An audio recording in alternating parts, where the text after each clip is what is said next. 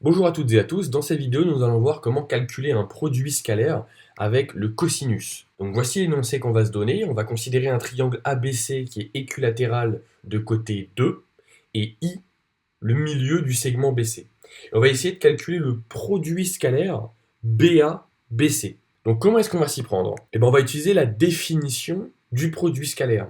Donc la voici, si on considère deux vecteurs U et V, le produit scalaire UV, qui est un nombre réel, il est défini de la sorte. S'il y a un des deux vecteurs qui est nul, la quantité qu'on appelle produit scalaire, elle vaut 0.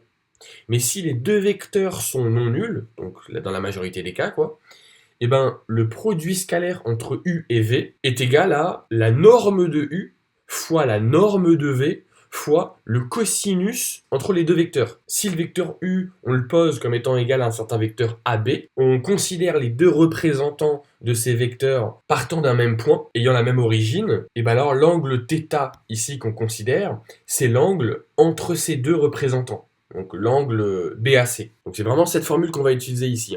U scalaire V est égal à norme de U fois norme de V fois cosinus entre les deux vecteurs. Revenons justement à notre énoncé pour calculer BA scalaire BC. Donc, d'après la formule qui est juste ici, BA scalaire BC, ça doit être égal à la norme du vecteur BA. La norme du vecteur BA, c'est rien d'autre que la longueur BA, fois la norme du vecteur BC. La norme du vecteur BC, c'est rien d'autre que la longueur BC, fois le cosinus entre les vecteurs BA et BC. Donc le vecteur BA, le voilà, et le vecteur BC, le voilà. Ok. Donc l'angle entre le vecteur BA et le vecteur BC, c'est rien d'autre que l'angle ABC.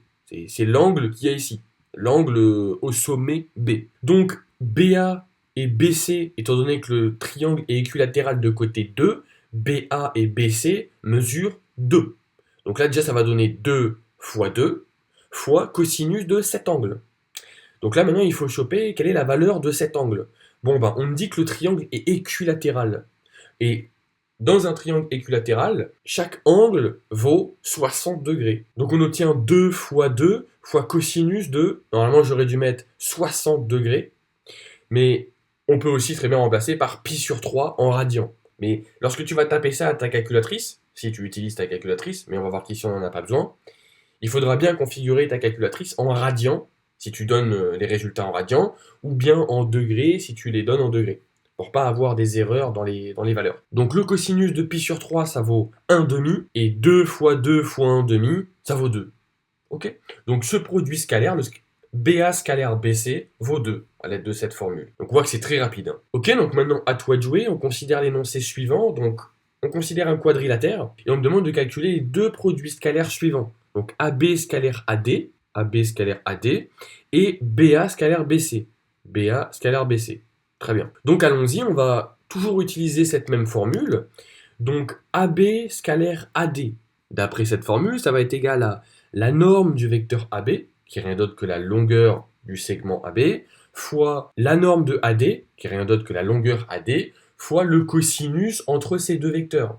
Donc AB et AD, le cosinus de l'angle entre ces deux vecteurs, ça va être l'angle BAD. BAD que j'ai écrit ici. Donc là, on a tout sous la main. AB est égal à 3, AD est égal à 5, et l'angle BAD, on me dit que c'est égal à 110 degrés. Donc là, on tape bien 110 degrés. Donc là, comme je t'ai dit tout à l'heure, attention, lorsqu'on va taper ça à la calculatrice, il va bien falloir faire attention à être en degrés et non pas en radians. Et donc on obtient 15 cos de 110 degrés, et ça donne environ moins 5,13. Ok.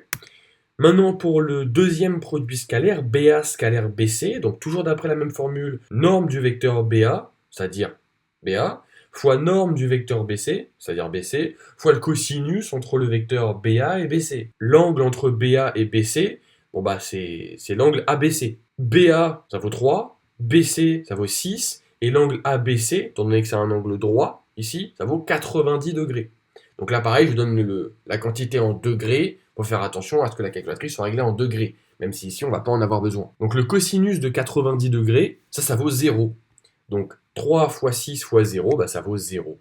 Ok, voilà, donc c'était tout pour cette vidéo. J'espère qu'elle aura pu t'aider. Bon courage dans tes révisions et à bientôt.